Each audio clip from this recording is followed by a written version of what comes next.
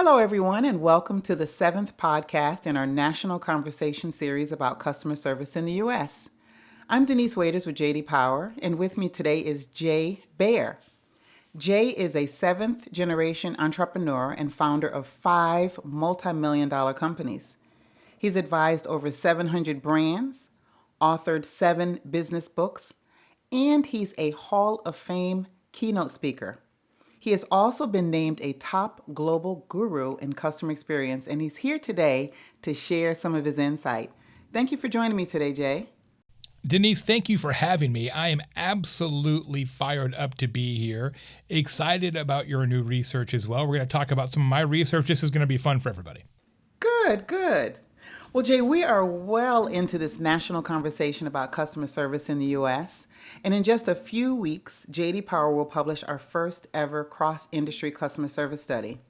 And we've gathered feedback from tens of thousands of people for approximately 100 brands and across multiple industries because we are on a quest to find out what top performers consistently do to deliver a good customer experience. And we're publishing this cross-industry study because we believe that a good experience anywhere influences expectations everywhere. We think that the industry does not matter.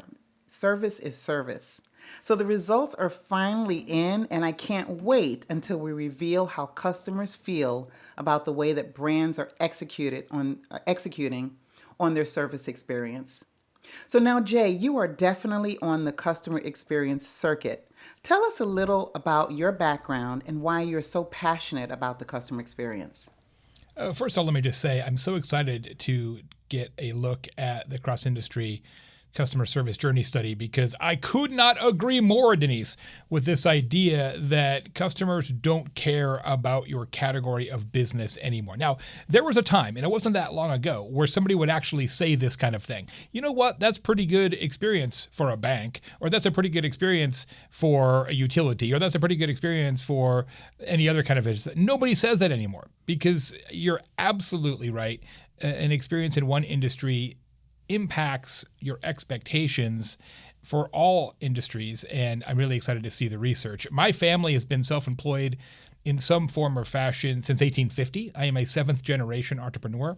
My son is an 8th generation entrepreneur. I've started many companies of my own and obviously helped a lot of companies, and I've invested in a lot of companies. And so to me, customer experience is business success and vice versa. So I've come by this interest very naturally, and I come at it from a digital perspective, Denese. I started in the digital business industry 30 years ago in 1993 when domain names were still free. So I was there the first time people bought things online and the first time that people thought, oh, wow, now we can email companies. And so a lot of the rising expectations of customers with regards to CX and customer service have been powered by digital. And it's actually been a real handy turn of events in my career that I've been involved in digital since kind of it was invented.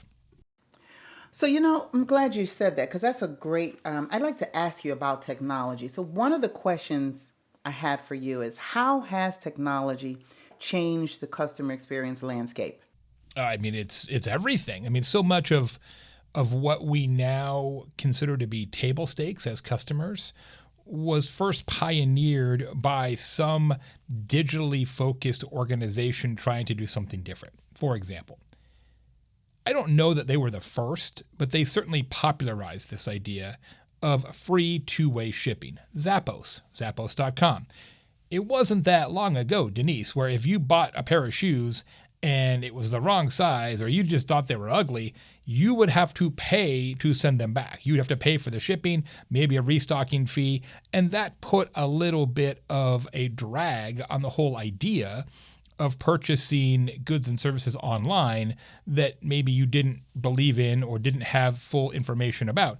Then Zappos said, hey, you know what? Buy as many shoes as you like, and if you don't like them, we'll pay for you to return them. And that changed customer expectations massively, and now it's actually hard to be in e-commerce without offering free two-way shipping. The same thing with overall responsiveness. I talk about this in my new book. Denese, you may be old enough, I certainly am, to remember the time when you couldn't summon transportation from an app on your phone. you would have to telephone a taxi, and maybe you would have to use a payphone, and you would have to have a quarter or maybe even a dime when I was a kid.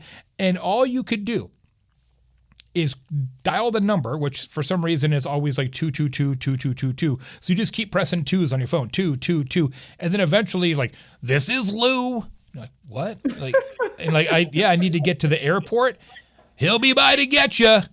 Click. Like the only information you were allowed to have is that a man named Lou said somebody would be come by to get you. Like, when is he going to come? Don't know. What's it going to cost? Don't know. Which taxi on the road is my taxi? We won't tell you. Now you have full information.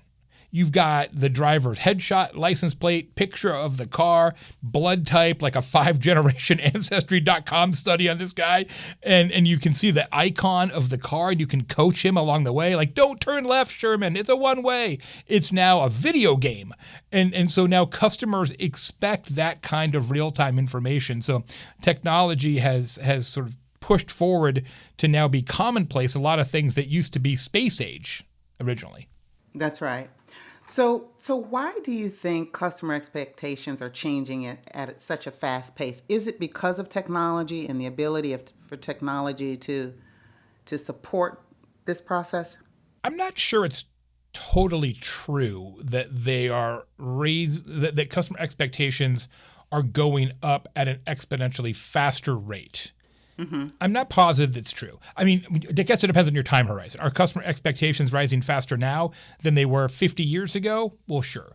Are they rising faster than they were 10 or 20 years ago? I'm not certain. I don't know that it's the pace of expectations going up so much as it is at some point, if you've got to continue to leapfrog, what they demand becomes harder and harder for business to execute. So I don't know that it's the increase in expectation heightening so much as it is business is starting to get fatigued by the fact that they're never done, that they just continue to try and get better at satiating customer needs. And the customer's like, well, what have you done for me lately? What's the next thing? I have such high expectations as a customer, and I've always had them. They have not increased lately, I don't think. So I agree with that sentiment. I really do. So thanks for sharing that. So Jay, I've been following you, and I've heard you say that social media and word of mouth used to be a competitive advantage, but now it's speed and responsiveness. Why do you say that? What are you seeing? What change are you seeing? My whole career now, certainly the last 15 or 20 years when I started to write books and give keynote presentations, has been this idea of using research to discover what customers need and then how businesses can provide that and use that as a competitive advantage. So I'm not a futurist. I can't tell you what customers are going to want 10 years from now, but I can tell you what they want today. And what they want today is speed and responsiveness. Now, at one point, I wrote a whole book about this. Customers wanted to interact with businesses in a more carefree, casual way, e.g. social media. And so what customers want and what businesses can provide in order to have a competitive advantage naturally changes over time. Today, based on my new research, my most recent book, what we're finding is that customers have an expectation around speed and responsiveness, and business largely hasn't met that expectation yet. So for businesses that can do that, for businesses that can elevate the importance of speed and responsiveness in their internal list of priorities, they do have a distinct competitive advantage because a lot of other folks in their industry simply won't do it. And why is this important? Well, 2/3 of customers now say that speed is as important as price.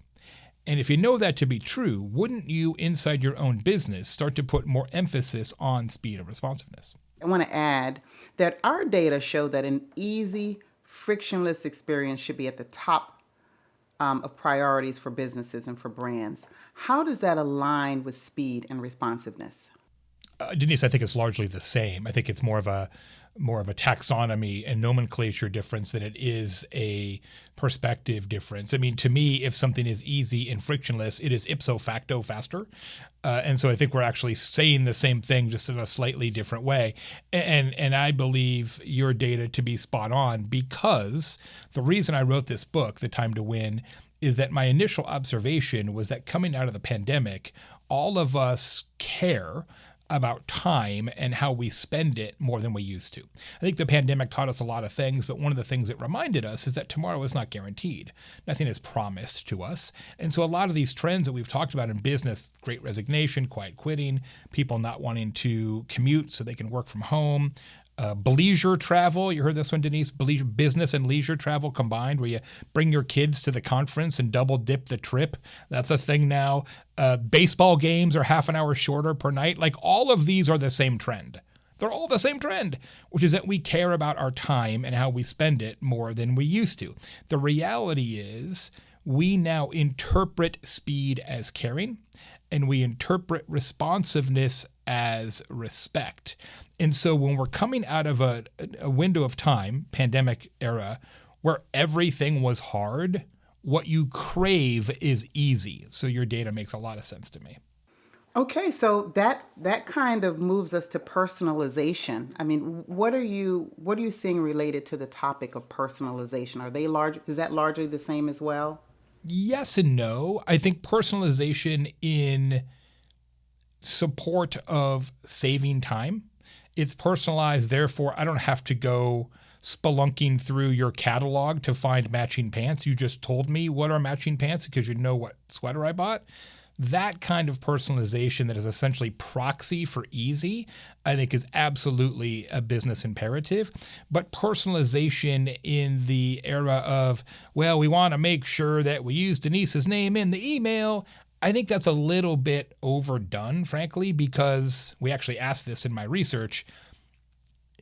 You will overlook somebody getting your name wrong. You'll overlook somebody getting your zip code wrong or your state wrong or your school wrong, as long as you get what you want when you want it. So is personalization important to customers? Of course it is. Is it as important as speed and easy? I think no.